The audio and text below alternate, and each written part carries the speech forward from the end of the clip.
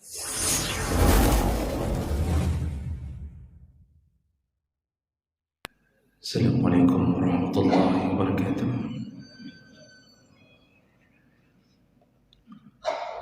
Alhamdulillahirabbil alamin. Hamdan katsiran tayyiban mubarakan fihi. Asyhadu an la ilaha illallah wahdahu la syarika lah wa asyhadu anna Muhammadan abduhu wa rasuluhul karim. Allahumma shalli wa sallim ala nabiyyina wa sayyidina al-Mustafa Muhammadin wa ala alihi wa ashabihi ajma'in. Amma ba'd. Rabbi shrah li sadri wa yassir li amri wahlul 'uqdatam min lisani yafqahu qawli. Segala puji bagi Allah, kemudian salawat dan salam pada Rasulullah, pada keluarga dan seluruh sahabat-sahabatnya. Jemaah subuh, bapak-bapak dan ibu-ibu yang Allah muliakan, insyaallah kita akan sambung pembahasan tentang perkara-perkara yang bisa menyebabkan batalnya amal atau terhapusnya amal. Di pertemuan yang lalu kita membahas tentang orang-orang yang mendatangi peramal, mendatangi dukun, lalu bertanya sesuatu kepadanya. Kalau dia percaya, maka tergadaikanlah akidahnya, dia masuk ke dalam golongan syirik. Dan kalau dia pun tidak percaya, tapi dia sudah bertanya, maka tertutuplah pintu salatnya 40 hari, 40 malam. Allah tidak terima. Dia datang kali kedua, maka Allah tambah lagi.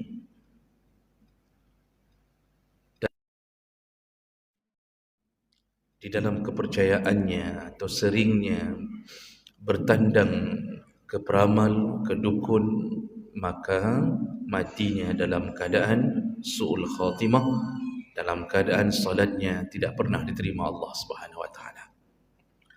Baik, kita lanjutkan berikutnya perkara yang menyebabkan terbatalnya amal. Artinya Allah bisa hapuskan apa yang sudah ada dan Allah tidak terima apa yang akan dia lakukan.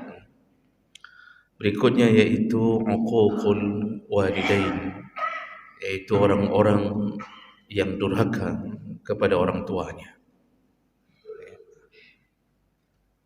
Durhaka pada orang tua ini disebutkan Allah berulang-ulang dalam Al-Quran.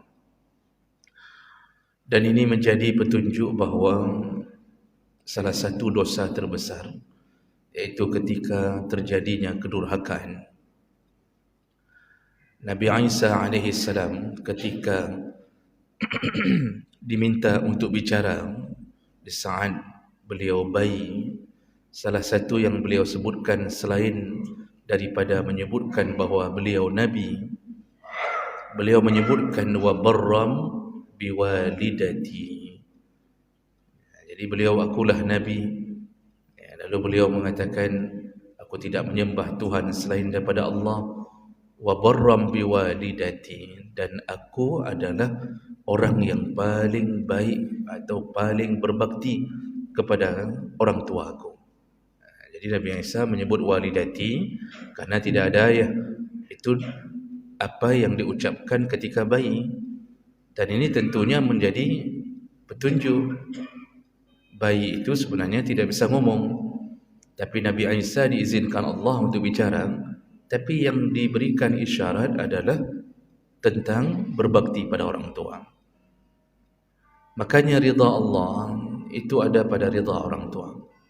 Kebencian Allah ada pada kebencian orang tua. Orang tua bisa menjadi jalan menuju ke surga bagi kita, sekaligus bisa menjadi jalan menuju ke neraka. Di saat kita mulai tidak menghormatinya, tidak berbakti kepadanya, jemaah melakukan Allah Subhanahu wa taala, tidak akan terbalas jasa mereka, baik ayah maupun ibu, tidak akan terbalas. Walaupun kita berusaha membalasnya, tidak akan pernah mencapai kebaikan mereka mencoba membalas kebaikan orang tuanya. Ibnu Umar ketika melakukan tawaf, ada salah seorang sahabat yang lain yang tidak disebutkan namanya di dalam hadis menggendong ibunya untuk tawaf. Jadi ibunya diletakkan di pundaknya, di punggungnya, lalu dibawa tawaf. Setelah 7 kali putaran, dan sahabat ini merasa berat sekali sebenarnya, namun dia terus menggendong ibunya sampai selesai. Lalu bertemulah dengan Ibnu Umar. Dia bertanya, "Wahai Ibnu Umar, apakah sudah terbalaskan apa yang kubuat kepada ibuku ini?" Kata Umar, "Tidak sama sekali. Seujung kuku pun belum." Di sini kita memang harus mengetahui bahawa kebaikan orang tua itu adalah sesuatu yang mustahil untuk terbalas. Ketika mereka memelihara kita dari kecil, itu tidak ada pamrih sedikit pun. Dipenuhi dengan kesabaran. Berapapun harta akan mereka korbankan demi anaknya. Bahkan mungkin sudah mencapai ratusan juta. Tidak pernah beliau berhitung-hitung. Kecuali ketika memberi nasihat, cuma bertanya, cuma mengatakan, "Wahai anakku, ayah dan ibumu telah berjuang banyak untukmu, maka jadilah orang yang baik, jadilah begini, jangan buang-buang waktu di pesantren, ingatlah ayah, ingatlah ibu." Itu pun hanya untuk menasihati agar anak baik. Yang dia hitung rezekinya yang telah habis, tidak pernah. Kesabarannya melalui kesabaran dari siapapun. Tidak pernah marah ketika anaknya memuntahkan makanan ke atas bajunya.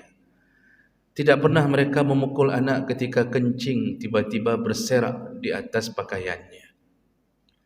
Jadi anak bahkan kencing di mukanya pun mereka tidak marah. Bahkan ketika mereka sedang memakan sesuatu, mereka makan nasi, tiba-tiba anaknya memanggil dari dalam WC, "Mak, sudah, Mak, cebok." Dia tinggalkan nasinya, lalu dia cebok. Belum hilang bau di tangan bekasan mencebok, dia kembali memakan nasinya. Tidak ada rasa jijik, tidak ada rasa marah, tidak ada yang pernah mengatakan, "Dengar apa bu, dengar kata dengar aku cebok, kurang aja." Tidak ada kalimat. Semua mereka hadapi dengan baik. Seakan-akan kotoran anak adalah menjadi sebuah keindahan bagi mereka. Bahkan ada yang sudah mencebok anaknya pun menyempatkan untuk mencium anaknya. Ini orang tua. Sama, ayah dan ibu sama. Namun kenapa Rasulullah menyebutkan ibu 3 kali? Karena ada 3 perbuatan yang tidak mampu dilakukan oleh ayah, yaitu mengandung, melahirkan dan menyusui. Ini seumur hidup pun Pak kita kursus sampai ribuan tahun tak dapat ini. Kita yang bapa-bapa ni mau kita ambil S3, S4, yang 3 perkara ini kita tak dapat. Kita tidak bisa hamil. Walaupun ada yang sudah mirip orang hamil, tapi tetap tidak bisa hamil. Kita tidak bisa menyusui, kita tidak bisa melahirkan. Dan ini adalah perjuangan terbesar. Makanya ibu disebutkan 3 kali karena 3 kelebihan ini. Banyak orang hari ini meremehkan ayahnya. Seakan-akan sehingga acap kali seorang hormatilah ibumu, sehingga terlupakan nama ayah. Maka kita-kita ini yang kadang-kadang sebagai ayah, kadang-kadang mekeren kita hati, Pak. Ketika dia pulang, dia hanya hormati ibunya. Dia tidak hormati kita. Ini adalah kesalahan pendidikan. Kesalahan mendidik. Orang tua itu ayah dan ibu. Itu sama. Cuma ayah tidak menampakkannya di depan anaknya. Ayah itu pejuang di belakang layar. Pejuang di belakang layar biasanya lebih ikhlas daripada yang di depan layar. Ketika ayah ingin menanyakan keadaan anaknya di pesantren atau anaknya yang kuliah jauh, ayah cuma mengatakan kepada istri, "Coba telepon fulan sebentar, bagaimana keadaannya?" Jadi ayah yang suruh, "Coba cika telepon dia, kibankah keadaan? Pementang napeng, persehat." Dia menyuruh istrinya untuk telepon anak. Nanti anak mendapat telepon dari istri, dari ibunya. Dia akan berbincang-bincang dengan ibunya. Ayah duduk di samping istrinya, mendengarkan, oh anaknya sehat, anaknya begini. Tidak ada satu kalimat pun, karena ayah tidak pandai merangkai kata. Kalau sudah bicara dengan ayah, cuma tanya sehat, masih ada wang, sudah ya, Assalamualaikum. Itu kalau bicara sama ayah. Tapi kalau bicara sama ibu, teruk bak kanat, bu ke pegang. Mamak di sini sedang pusing nak, ayah mau mulai selingkuh. Sampai ke situ dia bilang. Macam ditanya, ya, ditanya pelajaran berapa nilainya, mana ada bicara seperti itu mak ayah. Makanya ayah malas untuk nelefon. Yang bicara adalah ibu, maka yang nampak sama anak seakan-akan ibulah yang terus-terusan memperhatikannya. Padahal ketika telepon itu ditutup oleh ibunya, si ibu melapor, SPP belum dibayar 3 bulan, uang jajan sudah tidak ada. Ibu selesai di situ. Kemudian dia melanjutkan aktivitasnya. Yang sakit oleh siapa pak? Ayah. Mulailah ayah tibik gentuk 7 huruf malam, gak minta peng. Ibu selesai di situ. Inilah perjuangan ayah. Ketika ayah marah, anak-anak menganggap ayah kejam.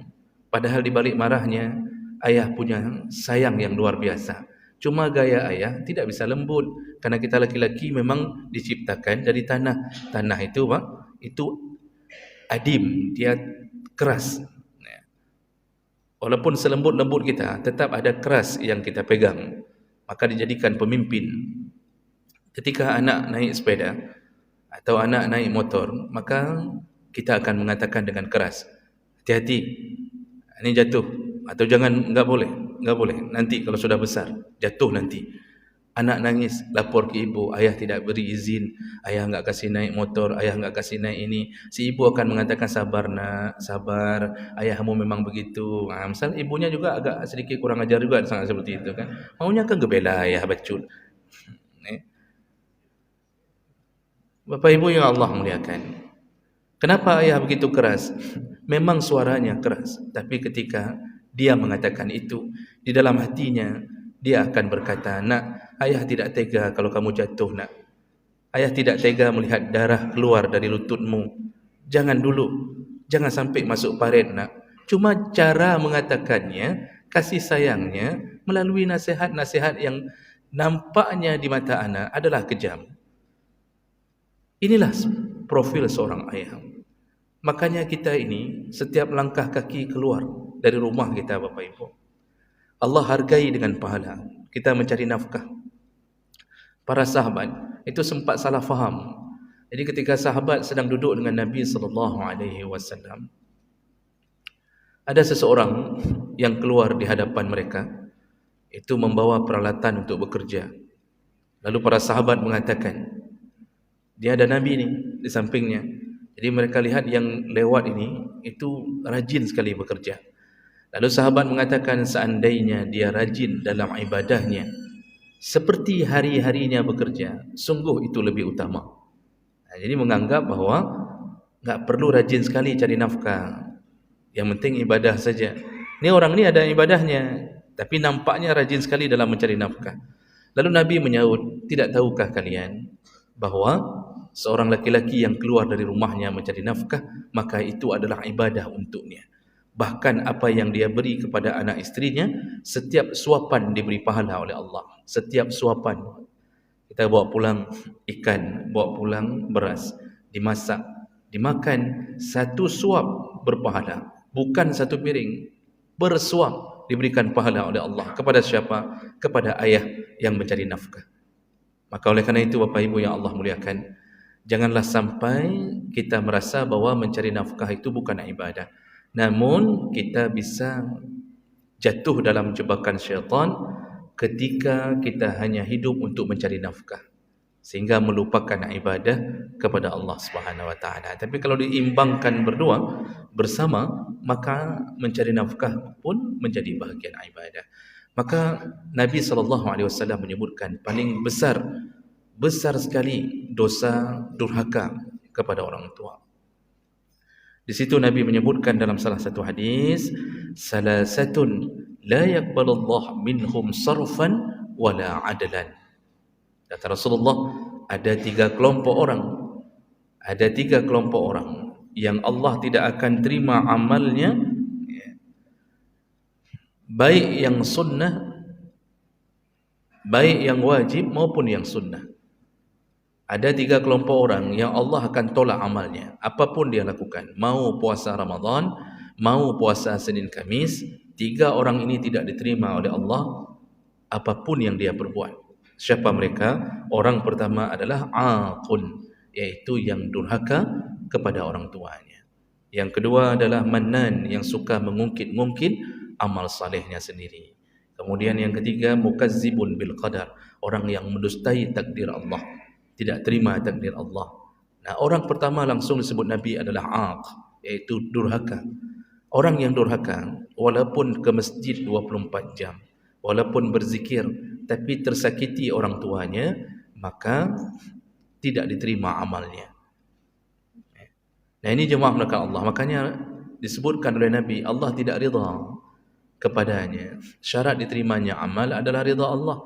Sekarang masalahnya Allah tidak bisa rida di atas rasa sakit hati orang tua yang didurhakai oleh anaknya. Kadang-kadang anak tidak sadar mereka jatuh ke dalam kedurhakaan. Hari ini durhaka itu tidak mesti menendang, mencaci, menyakitkan perasaan pun durhaka, tanpa harus bicara. Makanya Allah menyebutkan wala taqul lahuma uffin. Janganlah engkau menyakiti orang tuamu dengan mengatakan uff atau diterjemahkan. Uff itu kotoran di ujung kuku, Pak. Kalau kita buka kamus, uff itu kotoran di ujung kuku. Jadi ketika kuku kita sedikit panjang, ada sedikit yang masuk dalam kuku, itu uffun. Allah ingin mengatakan apa? Sekecil apapun, walaupun seujung kotoran kuku, engkau sakiti perasaan orang tuamu dengan sengaja, maka engkau telah jatuh ke dalam kedurhakaan. Hari ini tidak perlu mengatakan itu masih besar dibanding kotoran kuku. Anak dipanggil oleh ayah dan ibunya, nak, tolong bantu bapak sebentar, tolong bantu mamak sebentar, sangkut piring sebentar. Keluar angin dari nafasnya, Pak. Jadi dia hela nafas panjang. Ketika dipanggil oleh ibunya, dia sedang nonton TV, lalu dia menghela nafas panjang. Jadi terasa berat baginya memenuhi, dan gaya itu dilihat oleh ayah ibunya. Kadang-kadang keluar kalimat cek. Cuma itu. Rasa tidak suka ketika diminta bantu oleh orang tua, lalu menyakitkan perasaan orang tuanya. Itu durhaka. Jadi hanya mencik, alah mamak ni, bersih. Kita tarik nafas panjang, berarti kita tidak suka diganggu sinetron yang sedang kita tonton. Itu pun durhaka. Mahasiswa-mahasiswa, orang-orang yang belajar, anak-anak yang belajar dimanapun, di pesantren, bangku kuliah, itu banyak yang durhaka hari ini. Bagaimana cara mereka durhaka? Mereka tidak belajar. Lalu mereka selalu menelepon ayah ibunya untuk mengirimkan uang untuk kos, SPP, makan, beli laptop, beli HP. Tapi ketika mereka pulang, mereka bawa pulang nilai D, nilai E, tidak lulus, di pesantren diusir karena ternyata mencuri harta anak orang lain, menyakitkan perasaan orang tuanya. Di situ durhaka, walaupun dia seakan-akan tidak mendurhakai, padahal dia durhaka. Makanya banyak sekali anak-anak durhaka. Benarlah kata Nabi, menjelang kiamat, salah satu tandanya antalidal amah rabbataha. Jadi ciri-ciri akan segera datang kiamat, banyak sekali budak perempuan yang melahirkan majikannya. Jadi budak perempuan sudah lebih tinggi daripada majikan. Apa tafsirannya? Para ulama mengatakan maksud Nabi adalah kedurhakaan merajalela. Jadi di mana-mana durhaka. Nah, jemaah melakukan Allah, sebagai penutup tausiah kita, perlu kita fahami juga ada beberapa perkara yang tidak disebut durhaka. Jadi kita orang tua jangan sedikit-sedikit pun langsung mengatakan kah durhaka baklum. Jangan. Kita pun enggak tahu bahwa kita pun bisa durhaka pada anak. Makanya para ulama membuat catatan. Ada beberapa perkara yang tidak disebut durhaka. Di antaranya, kalau melawan orang tua yang menyuruh berbuat maksiat, itu tidak durhaka. Jadi orang tua suruh buat maksiat, nak boleh pinjam SK PNS mu nak, mamak mu ngambil uang di bank. Jadi pinjam SK anak, suruh ambil uang di bank. Anak mengatakan enggak boleh mak, itu riba, itu haram segala macam. Mamaknya marah, ayahnya marah, mengatakan kah durhaka. SK saja nak kajuk. Siapa yang dulu membuat kamu jadi PNS? Siapa yang kasih sekolah kamu? Mulailah dia marah. Tapi anak ini melawan karena takut ayahnya dan dia jatuh ke dalam riba. Dia tidak beri. Sampai akhirnya ayah ibunya mencapnya durhaka. Itu tidak durhaka. Karena mereka menyuruh ke dalam maksiat.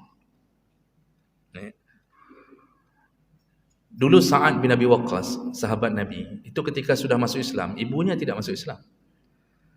Lalu ibunya mengatakan kepada Sa'ad, nak, mamak tidak akan makan 3 hari sampai mati kalau kamu tidak kembali keluar dari Islam.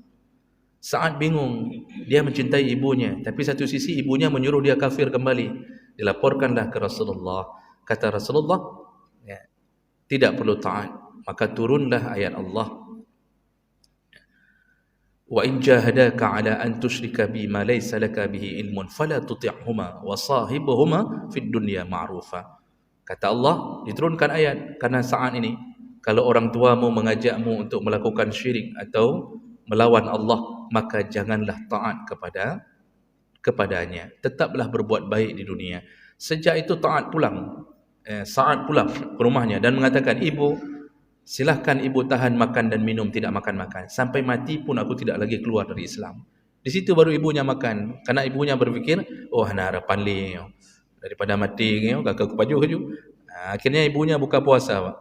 Enggak ada harapan lagi. Tidak taat Sa'ad. Makanya jangan fikir ketika kita suruh anak melakukan maksiat, lalu kemudian kita tidak ditaati, lalu kita anggap mereka durhaka. Tidak.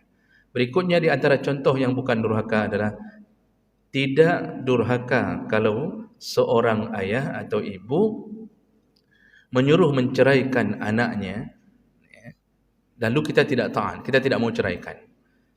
Misal ayah mengatakan atau ibu mengatakan, kau ceraikan istrimu. Nah, ini kita tidak mau ceraikan, itu tidak disebut durhaka. Masalah orang tua ikut campur rumah tangga anak, itu harus lihat dulu siapa orang tuanya.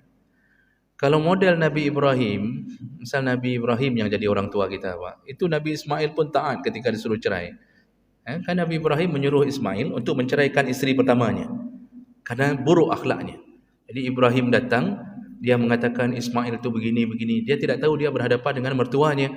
Dalam hadis riwayat Bukhari yang panjang, Ibrahim menitip pesan pada isteri, tolong nanti kalau pulang Ismail suamimu, beritahu dia gantilah palang pintu rumah ini. Ismail langsung nyambung karena dia tahu itu ayahnya yang datang. Digantilah palang pintu, yaitu diceraikanlah istrinya. Kalau model-model ayah kita Ibrahim, itu silahkan taat saja karena sudah tahu ilmu hikmah, itu seorang nabi. Tapi kalau model ayah kita Pahim, si Bram, kan, datang ke rumah isteri kita sedang sibuk, lalu dia marah karena isteri kita tidak membuat kopi, padahal dia sedang sibuk atau di kamar mandi, lalu kemudian dia katakan, nak, gantilah palang pintu rumahmu. Itu palang pintu rumah aja yang bapak ganti, isteri jangan diceraikan. Siapa Ibrahim yang dulu, siapa Ibrahim yang sekarang. Maka itu lihat kondisi. Begitu juga tidak wajib taat dalam urusan perjodohan. Tidak wajib taat dan itu tidak durhaka. Apalagi menikahkan janda. Janda punya hak pilih sendiri. Jadi yang janda tetap di depan, Pak. Kalau gadis boleh dipaksa, tetapi tetap persetujuannya nomor 1. Tidak boleh menikahkan anak seperti menikahkan Siti Nurbaya. Bapak masih ingat Siti Nurbaya? Ini wajah-wajah Siti Nurbaya mendung kan? Dan tun-tun masih teringat itu. Tidak boleh anak langsung nikah nak. Kalau enggak nikah, ini kamu durhaka sama mama. Enggak boleh, Pak. Persetujuannya, karena bahaya nikah tanpa cinta. Bahaya. Makanya walaupun anak gadis, tanyakan, nak, si fulan melamar, engkau merasa cocok? Kalau mama cocok, kalau kamu enggak mau biar untuk mama aja. Misalnya begitu kan? Berarti mamanya janda berarti. Jadi yang model-model lagi Bapak, kalau kita menyatakan tidak suka, kadang-kadang mama kita itu menyuruh kita menikah dengan orang kaya, tapi umurnya sudah 65, sudah stroke sampai 2 kali, untung sembuh lalu mau menikah. Lalu kemudian kita disuruh nikah dipaksa, tidak perlu wajib dan tidak durhaka. Walaupun ibu mengatakan kah durhaka kah? Anak kata kelum, tidak durhaka. Seandainya kita tidak mencintainya. Maka jemaah mulakan Allah Subhanahu wa taala, jangan fikir semua perkara menyebabkan durhaka. Tidak. Demikian yang perlu kita fahami, berhati-hatilah dengan durhaka ini karena bisa membatalkan amal. Bagi mereka yang punya masalah dengan orang tua, maka sebelum Ramadan mintalah maaf, datangilah. Kalau tidak, Ramadan kita tertolak di sisi Allah Subhanahu wa taala. Demikian, subhanakallahumma bihamdik, asyhadu an la ilaha illa anta, astaghfiruka wa atubu ilaik. Wassalamualaikum warahmatullahi wabarakatuh.